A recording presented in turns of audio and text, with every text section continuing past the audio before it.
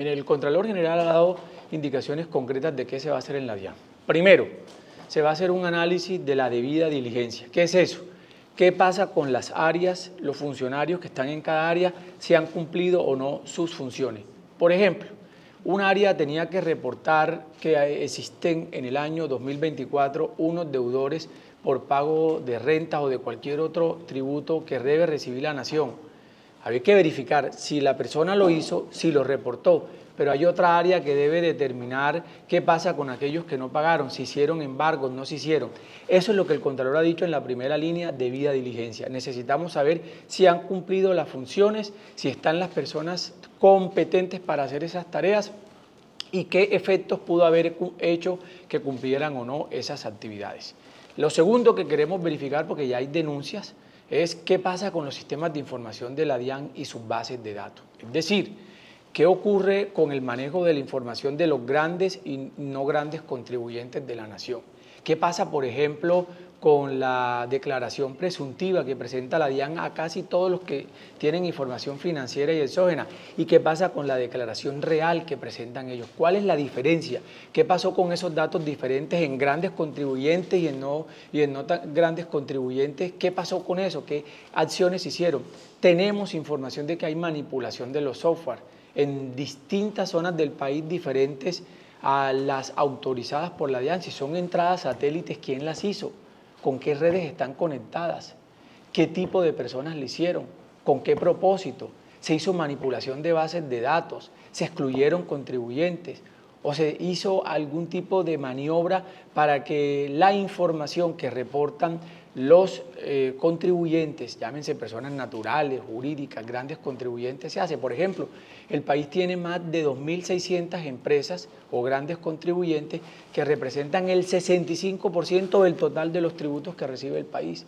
Y hay casi 500 empresas que nunca han recibido una auditoría por parte de la DIAN. ¿Por qué razones no la han hecho? Ese es el tipo de cosas que queremos verificar en esta segunda área que el Contralor ha establecido. Y la tercera de ellas tiene que ver con una postura mucho más compleja y es verificar si realmente el estado de tributos que tiene la nación son los que realmente se están percibiendo. Por ejemplo, títulos mineros en el país. Si están los que están en etapa de exploración, que son más de 2.500 títulos mineros, pagando el canon que corresponde. O los que están en la etapa de explotación, si están pagando las regalías que corresponden. O hacer pesquisas para determinar si esos títulos mineros que sacan por los puertos un determinado mineral o material corresponde exactamente al mineral o el material. Por ejemplo, en Colombia durante muchos tiempos hay títulos mineros con el concepto de arenas negras, y probablemente por denuncias que hemos tenido en el órgano de control se está sacando coltán o oro negro. La diferencia abismal que hay entre pagar una regalía por arenas negras o pagar por el coltán, que le llaman el oro negro, que es con el que hacen las pantallas de los teléfonos, los televisores, es gigantesca. Hacer esos cálculos y empezar a ver cómo son los controles que tiene que mejorar la DIAN para que todo ese espectro de tributación sea eficiente, efectivo, tengan las herramientas para hacerlo, es lo que la Contraloría quiere hacer. Por ejemplo, ¿qué pasa con las empresas e-commerce? ¿Cuánto puede dejarse de estar percibiendo en tributos de todas esas empresas que no están reguladas?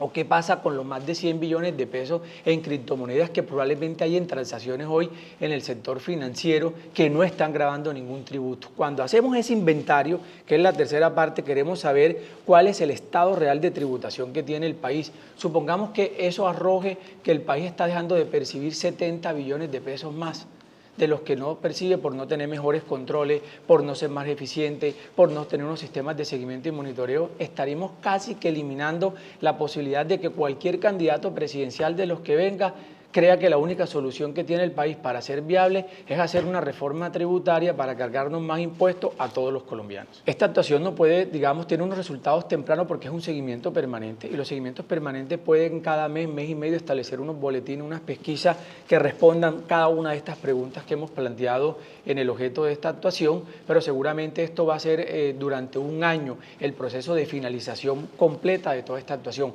Pero eso no significa que cada mes o cada mes y medio no existan noticias que den resultados parciales de las investigaciones que ya viene adelantando la Contraloría.